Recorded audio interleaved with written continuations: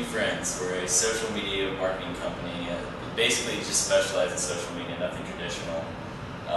We don't really even do web development. Strictly social media: Facebook, Twitter, LinkedIn, anything, any social platform that can help the business. That was my dream: play professional paintball. I actually wrote myself a letter, and it was like 7th or 8th, or sorry, this was like 10th or 11th grade English class. The teacher had us write us a letter that she would mail to us 5 years later. So I wrote a letter to myself, and my mom still has it. I need to find it, because it basically said, like this. It started off saying, "If you're not playing professional paintball now, punch yourself in the face." It's like the first sentence I wrote to myself, and it's cool because I got it mailed to me 5 years later, and I think we were playing pro for 2 years by then. So that was really cool to see that was my goal back then, and I had actually achieved it. It was cool to see that, but. You keep playing paintball. I mean, I've been playing paintball 10 years competitively now, and you do kind of get burned out of just practice, drills, everything it takes to be a good paintball player, and I think what's kept me in it is just time spent with friends. I tried to take a look back at the team when we were doing well. 2007, 2006 when we turned pro, 2007, 2008, 2008 were 2 years we won. We won a X Bowl and won a 7-man. And I think what we lack now is respect amongst the team. Alex always has respect from every guy on the team because the amount of sacrifice he makes for our team to survive.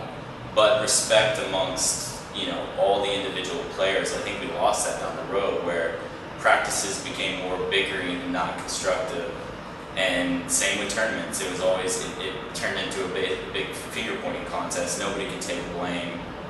And we just kind of, we still have the talent, but when you have a team fighting itself and not fighting the other guys on the field, you're not going to be productive. We went 2-2 all last year. We could go 2-2 every tournament on talent alone. It's turning that 1 game, 2 games you should have won into wins is a team playing together, a team playing, each individual player playing on the field for the other 40 guys out there. This is my company. I played pro with the X Factor, started with the X Factor in 2005.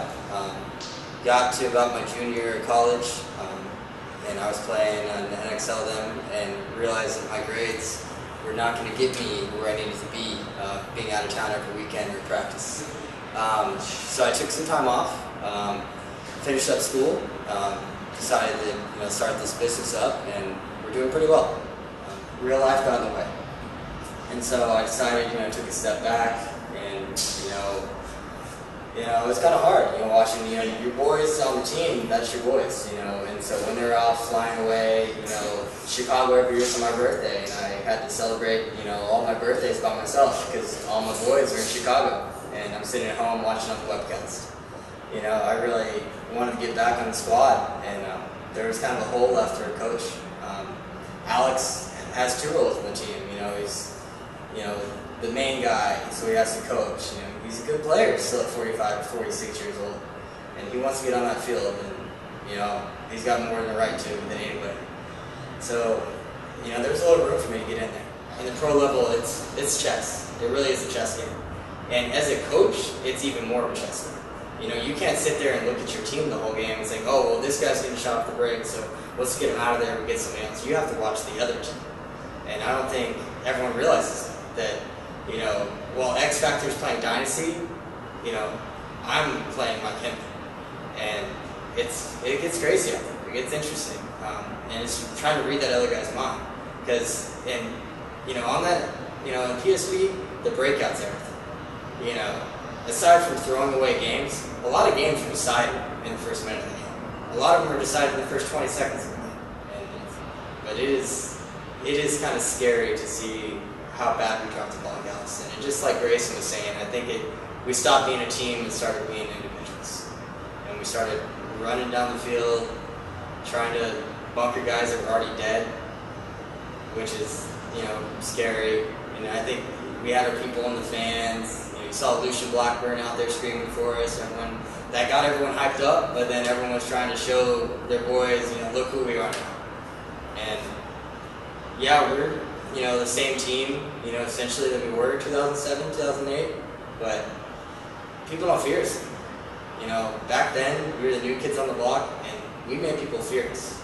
And that's because we keep coming at you, and, you didn't know what to do. You didn't know what we were going to do, but, it's a respect. We're not respect. And paintball is a mental game.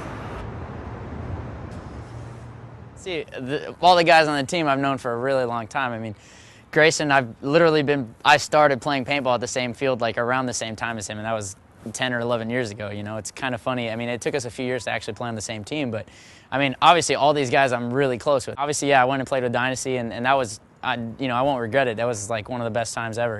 As far as paintball goes, that was, great. It was a good experience. And, I think I learned from it too, and I think I definitely brought some stuff back to the team because of it, It wasn't a question of who I was going to play for again, as soon as it happened, I was like, hey, Alex, I'm back on the team. And he was like, cool, sweet, good to have you.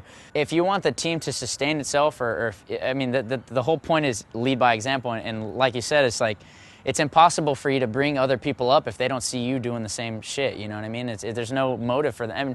And actually there should be. Like, I think the reason the top players in the game get to that level is because they're on their ass about getting better, and at some point in time, whether it's now or when they made their leap, you know what I mean? But at some point they were on their own ass to get better, and it's like some people, it takes a little bit of seeing somebody else do that to follow step. And so that's like, obviously, like last year, we had our practice and stuff. It wasn't as critical as it used to be. I mean, when I first got on the team, it was like cutthroat, and that was, that was before we were playing pro. So we kind of knew we had to practice and stuff. And then obviously we won some tournaments and stuff, and that made a big difference. Obviously, it was like a huge change in the team attitude. And that's like the big step for everybody. And at least I'm trying to get into people's heads is like, look, I'm going to be out here with you guys and stuff, but like if you guys really want to succeed or be the best you can be, like you have to get it in your head, you know what I mean? Like you have to try to reform your shit, because nobody's going to do it for you, you know what I mean? Nobody's here to fucking hold your hand. You have to really fucking want it,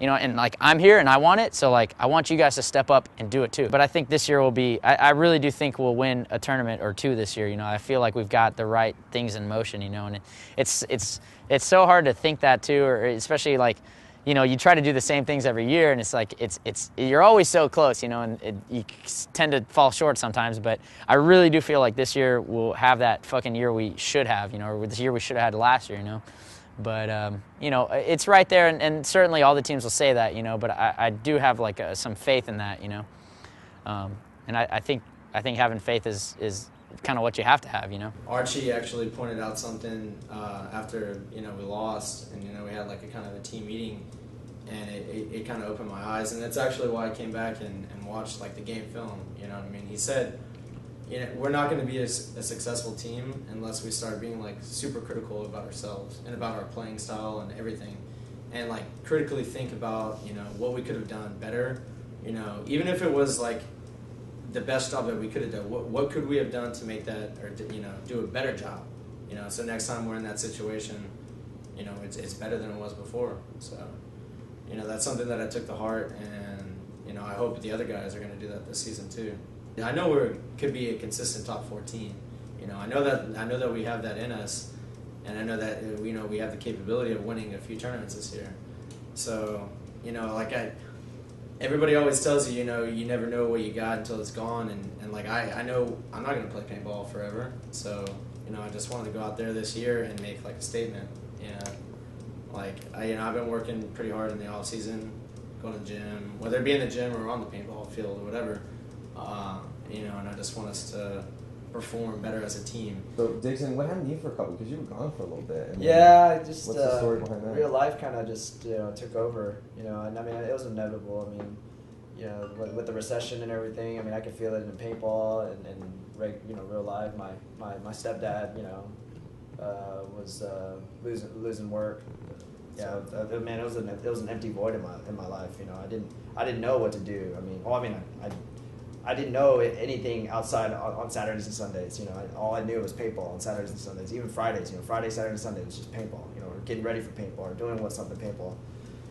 When those days would come around, I'd be like, it's time to wake up and not play paintball. I was like, oh my god, I gotta work. It was hell. I hated it. I still hate it. 50, 60 hours a week sometimes, and then working my ass off, playing with the team on Saturdays and Sundays, it drains you. It's physically draining, and mentally too. I mean, you think you can do something, and I'm getting older. I'm like one of the older guys on the team now. I'm almost 30, and it's like I think I could do something. It doesn't happen. Like, golly, am I that guy now? We all got a tattoo on our foot. Yeah, man, I got something. Hey, I got it. I didn't hear about PTSD. Yeah, we all got a tattoo. It means a lot, and What does that mean? Best kids in Texas. Oh, I'm not a kid anymore. Yeah, it was like when we were like 14, 13. Yeah, we started this dumb little thing called BKIT, and I think almost everyone has a tattoo on their foot. Archie won't do it because he's kind of a pussy. The founder. I mean, Dixon got it. For I Dixon, got it. for Dixon I got to it. get That's a a big tattoo. deal. That says a lot. I had to hide that from my mom for the longest time. I'm almost 30. I'm still hiding I wore tattoos. socks. I am a Chinese I kid. wore socks for at least 2 years after I started. So, yeah. No, it means a lot to us. I mean, of course. I mean, man, it pisses me off when I see, fellow Texan players, wearing a dynasty jersey or, I mean, don't get me wrong. I love those guys, but, I mean, support your hometown team, or your home state team, and just it's sad to see that. So if you're in Southern California and you're a Dynasty or Iron Men, you have a pool of players. We're in Texas, so we literally for 4 years played against each other with no kids coming to play, and it was just us. So we didn't have this pool of players that were playing with us and kind of we thought would be on the team because we were so young that it was just like, this is what we're going to do. And then when a couple people fell off and stopped playing, you didn't have anyone to kind of come up and fill those roles. Everybody from Texas or the South should care about X Factor right now. X Factor is representing our part of the United States, period. Texas is, much like California and a few handful of other states, is very, very proud of its heritage and its history and the people that have come out of Texas. And so, we don't have a lot of representation. We don't have a bunch of awesome teams like California does, or the New England, the Northeast Coast, all of those guys, the Carolinas even, like Texas has got like a one team on the map right now that's representing all of us, and so obviously you want to be proud of your team. You're a lot more proud of your team when they're winning than if they're not. So it means a lot to me. Plus, I personally know a lot of the guys on that team, and they're all awesome. They've got great personalities. You've got incredible athletes on that team, guys who are really, really talented and still young. These are the guys that hopefully one day are, kind of carrying a legacy like the Aftershock and Old School Ironman guys were, where they literally were able to, 5 or 6 of them at any given time on a team could pull together the right talent and win tournaments consistently. And they're developing that right now. And so, I think it's important that they get out there and win, man.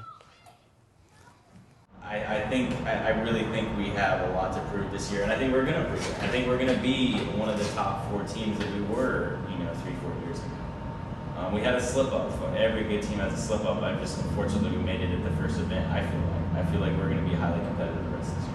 The race 2 format is not a defensive game. The fields are set up that you can get up in their face and it's a game of angles. If you get up the field, those angles open up. And so that's why I think, X Factor, we are a strong team and why we can win.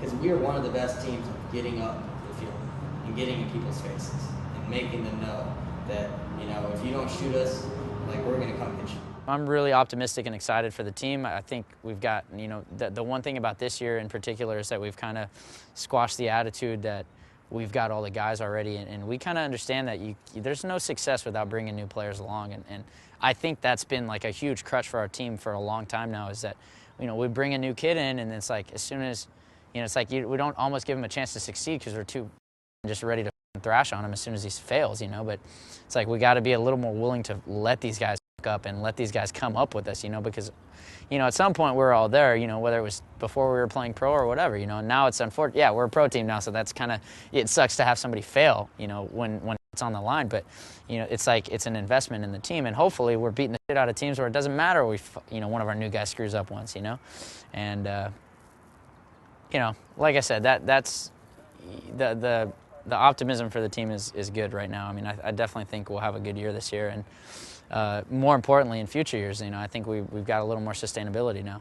When this team first started, a lot of the guys were young, still in high school, so they had a lot of time to dedicate. This was their organized sport. They didn't play football, they didn't play baseball, so they played paintball, and they were able to dedicate all their free time to it. They didn't have the responsibilities of real life. You know, a couple of us older guys have always juggled this, but it was a new thing for a lot of the younger guys. You know, they hit 18, grow up, now it's college time, party time, different priorities in your life, and they had to learn how to adapt real life into the paintball life. And I think now they're at a point where they've kind of matured and gotten past that whole college stage, and now they've kind of matured into the spot to where they know how to juggle it.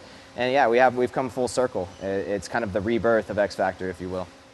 And then the fact that we're here in Texas and San Antonio is the only pro team, I just want to bring a lot as much as I can for paintball and the guys in Texas. To at least to have, it's not like California or some of these other states that have 2-3 teams and, you know, there's a big pool and things like that. No, there's only one team here that everybody wants to be on.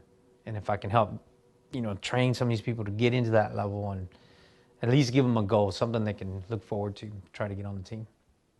That's really, and you know, as far as the team goes, man, we just gotta work. We gotta work. We gotta put it back together. And we got all the right people. We just gotta push hard, make it happen.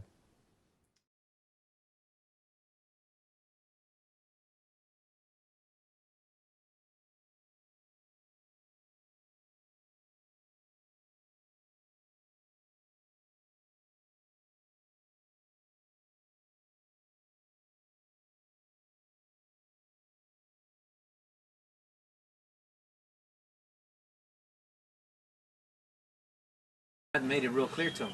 Y'all want to spend $20,000 an event? Let's go to the lake. Y'all want to go hang out? Let's go to the lake. We'll have a blast. You know what? I'm not. If we're gonna do this, let's go out and let's do it right. You know, and that's what I'm trying to bring back. So at the end of Vegas, they knew, and I told them, right now nobody has a spot. When we show up to practice, you show up, you have a spot, and then you got to keep your spot. I said, you've been here from day one.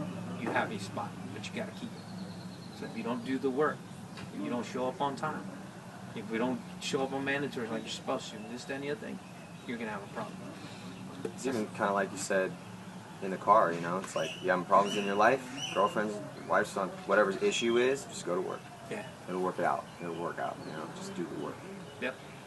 And I'm a firm believer in that. Just work, work, work. I mean, obviously, you know, work hard, play hard.